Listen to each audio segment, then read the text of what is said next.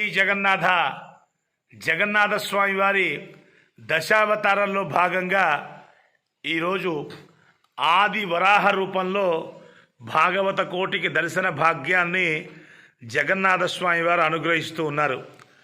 ధర్మ సంరక్షణ చేయడం కోసం, దుష్టుల్ని సంహరించడం కోసం, దుష్ట స్వభావం కలిగిన హిరణ్యాక్షుణ్ణి సంహరించి భూమిని ఉద్ధరించినటువంటి దివ్యమైనటువంటి స్వరూపం ఆది వరాహ స్వరూపం.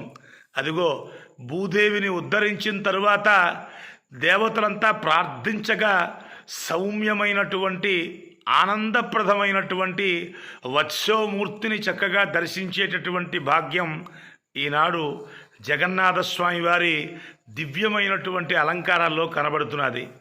చోడవరంలో కేశవస్వామి వారి దేవాలయంలో ఉపాలయంగా ఉన్న జగన్నాథస్వామి వారి దశావతారాల్లో ఈరోజు వరాహావతార స్వామిని దర్శించి తరించవలసిందిగా ప్రార్థిస్తూ ఉన్నాం.